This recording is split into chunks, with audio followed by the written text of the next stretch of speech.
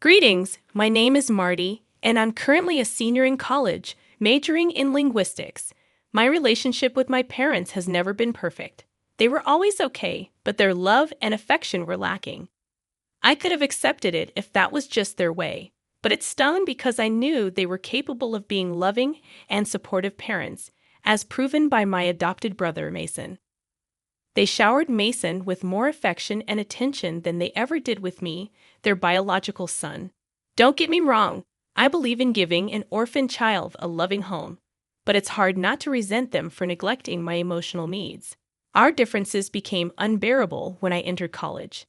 Mason was still in high school, while I had to fend for myself, covering my tuition and living expenses at the mere age of 18. Facing substantial financial challenges, I reluctantly approached my parents for help, hoping for some support. However, they coldly refused, claiming I was old enough to provide for myself. They argued that their responsibility was to make me self-sufficient, having already cared for me until high school. It felt like they had abandoned me, treating me like a mere foster child and tossing me aside when I came of age. I worked 2 jobs, struggled through my courses, and even resorted to ghostwriting and teaching language classes to make ends meet. I fought hard, but it was a constant battle. My dream was to survive until graduation, after which I planned to secure a full-time job and pause my education until I could afford it. Meanwhile, back at home, Mason lived a life of luxury. Every holiday, he received extravagant gifts, including a car, something I had begged my parents for but was denied. I saved every penny for my tuition, while he enjoyed their financial backing without a worry in the world. This year, as Mason prepared for college, my parents not only paid his tuition, but also covered all his expenses, from his dorm to his car's insurance. The disparity between their treatment of us was a harsh blow. I couldn't bear it any longer. Borrowing a friend's car, I drove home, finding their nonchalant attitude about the situation infuriating. When I unexpectedly appeared, my mother feigned concern, but it was too little, too late. The resentment I felt towards my parents and the unfairness of their actions had reached its breaking point. I could have mistaken my mother's expression for concern, but it wasn't Thanksgiving or Christmas, and she had made it clear that those were the only times I was welcome in their home.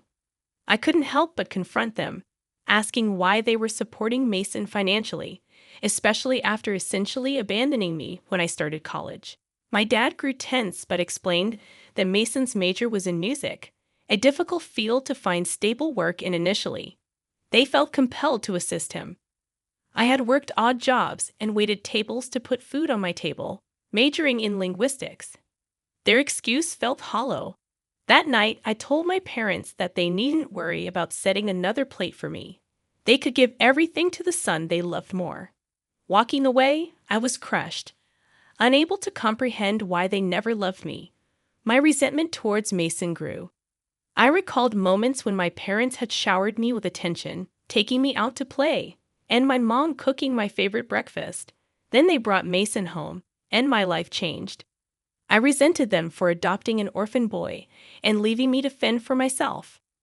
After struggling through college and years of hard work, I finally achieved the financial stability I craved. I graduated, got a car, paid my rent in advance, and saved some money. Life was tough, but it was finally good.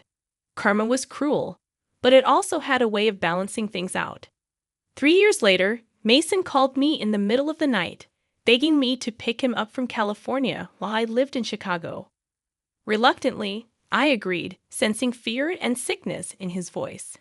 When I arrived, I found him in a pitiful state, unkempt, soaked from the rain, and his eyes bloodshot. As he hugged me and began crying, I knew what was coming. He was begging for money, despite my hatred for him.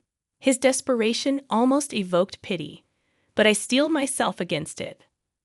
I asked him to explain his homeless situation, but all he did was plead for money, claiming he owed it to someone who would kill him if he didn't repay.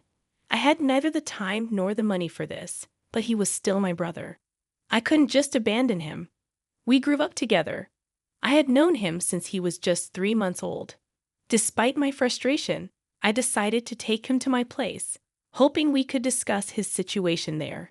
He fell asleep within 15 minutes of the drive. I ended up driving him to my parents' house. The journey took about 40 minutes from Chicago. I felt it was necessary for my parents to see the result of all the money they had poured into Mason. Perhaps it was a move of both concern and retribution, but deep down, I knew I was wrong too. Upon my arrival at my parents' house around 2 in the morning, I was nervous. The last time I had spoken to them was when I confronted them about their parenting. Since then, there had been silence. Even my mother, who lived less than an hour away, never bothered to visit or check on me. But now they could see the consequences of their choices. I rang the doorbell, and it took 15 minutes for my parents to come downstairs, dressed in their robes. They glanced at me, then at Mason, who was barely aware of his surroundings. Surprise flickered in their eyes, not for Mason's state, but for my unexpected presence. They were aware of Mason's struggles with drugs. I brought Mason inside, laying him on the living room couch, and then explained the situation to both of them. They looked pained. I was about to leave when my mother stopped me, insisting I stay for some coffee.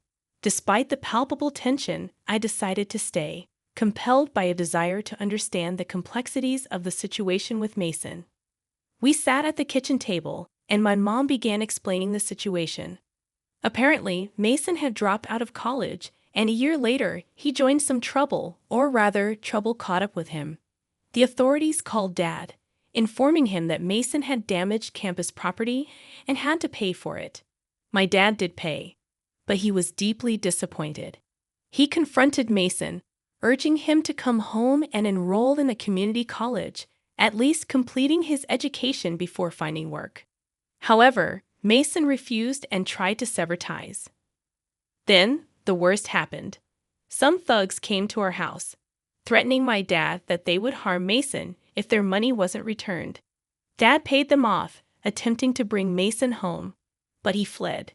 2 days later, they found him in California, where he had fallen into drugs. My mother began to cry at this point, revealing that they had placed him in a rehab facility in California 4 months ago. That was the last time they had seen him before I brought him back home. I had no immediate solution to offer, so I left, but I can't deny that I felt a strange sense of relief when both my parents hugged me and invited me to dinner this Thanksgiving. I wondered if I was wrong for feeling a twisted sense of joy over my brother's downfall.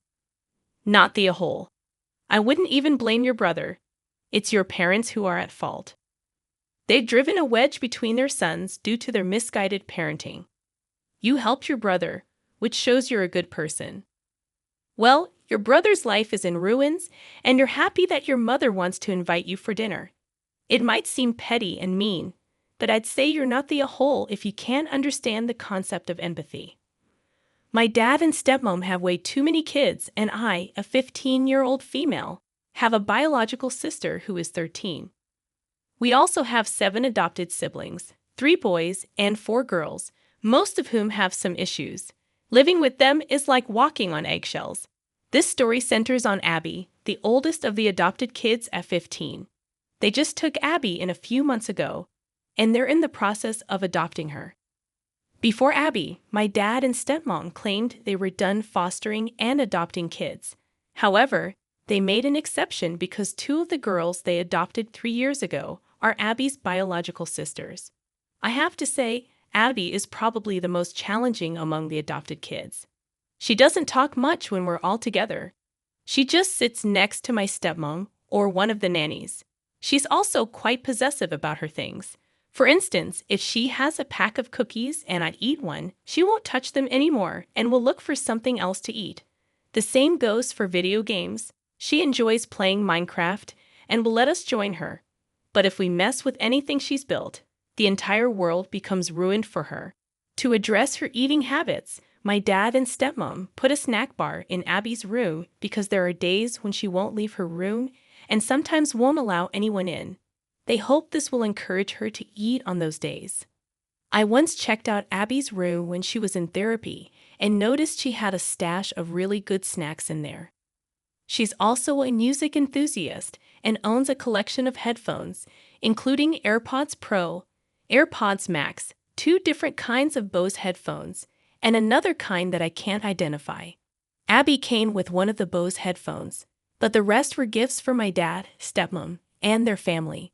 She's constantly obsessed with having her headphones on and ensures they're always charged. One day, Abby, my stepmom, and my sister were hanging out in my dad's room. I needed headphones but couldn't find mine, so I ventured into Abby's strictly off-limits room, an area accessible only to my stepmom and one of the nannies. I borrowed her AirPods Max and grabbed a fruit roll-up and a bag of cookies from her snack bar.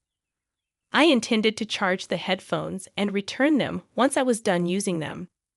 When Abby discovered someone had been in her room, she threw a tantrum. It took my stepmom and the nanny the entire day to calm her down. They eventually found out I had entered her room and tried to reprimand me. I felt Abby was overreacting, and if anything, she should be the one facing consequences for her tantrum. In response, they attempted to ground me. Feeling unfairly treated, I called my mom and explained the situation. She came to pick me up to avoid my grounding due to Abby's outburst. Now, my dad is upset with me for breaking the rules and going to my mom to escape punishment. I wanted to know if I was in the wrong. I messed up. I was in the wrong. It's apparent now, Abby might be autistic or might have suffered from abuse in her past. There's a reason her room is off limits, a reason she acts the way she does. What's worse, it seems like she's never done anything to warrant such casual disregard for her boundaries.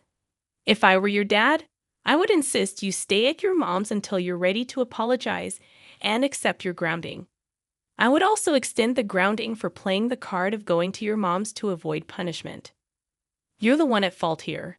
Foster kids, especially when new to a family, can be very difficult, struggling to adapt.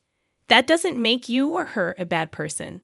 However, what makes you wrong is going into her room, knowing it's off limits, stealing, not borrowing her things. You know she won't use things that others have used, and you went behind everyone's back to get what you wanted. Shifting gears, my mother passed away last year, and we're nearing the end of the legal process in just a few weeks. Over the past 6 months, my husband has been eyeing a range of things that, on a regular day, we definitely cannot afford.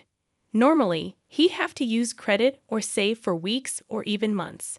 It's fine to wish for things or work towards treats, but he hasn't made an effort to save for these costly purchases.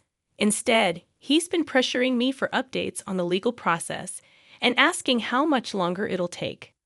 I've given him very little to no information because, at this point, things could still change significantly.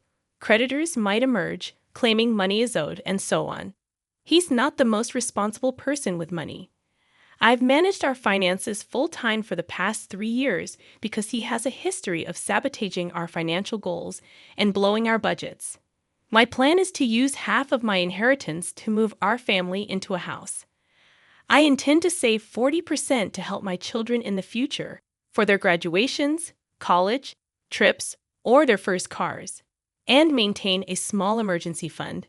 This was something we couldn't do before because my husband kept giving money to his side of the family, depleting our accounts and leading us to homelessness 3 separate times. I understand the importance of helping family, but it's difficult for me to grasp the idea of allowing my 3 children and wife to become homeless just because an adult family member can't be responsible enough to pay their own bills or stay out of legal trouble. I fear waking up one day to find out that every cent of my inheritance has been spent behind my back. I would like to open an account in my name and proceed with the plan I mentioned earlier. My husband has made it clear that he intends to spend the money on new vehicles, tech gadgets, and other items solely for himself, not for our children or to secure our family's future. When I discuss investing or saving for our children's future, he dismisses it, claiming life is too short for such considerations. His response is that our children should work for what they want when they become adults, which seems contradictory given his recent actions. I'm certain that if his parents pass away, we'll be responsible for paying off their debts and covering any unknown costs out of our own pockets. Financially speaking, I started my marriage completely debt-free, and I've worked hard for years to help my husband achieve the same status. However, in the past decade, he has paid off his parents' credit card and IRS debts. They live paycheck to paycheck and believe saving money is pointless. I'm not sure if I'm making the right choice, but I simply want my children to experience the same happy and stress-free childhood I had. Am I in the wrong here? Not the whole. Seek legal advice to set everything up in a way that prevents him from having any claim to the money. Open a separate account without his name on it and avoid putting his name on the house deed. Regarding the debts of his parents, if you are in the U.S., you won't have to pay them. It comes out of their estate. And if there's no money in the estate, it doesn't come from your family's funds. You might consider lying to him about the amount and the timing, telling him it's a fraction of the true amount and that it will take 2 years to receive.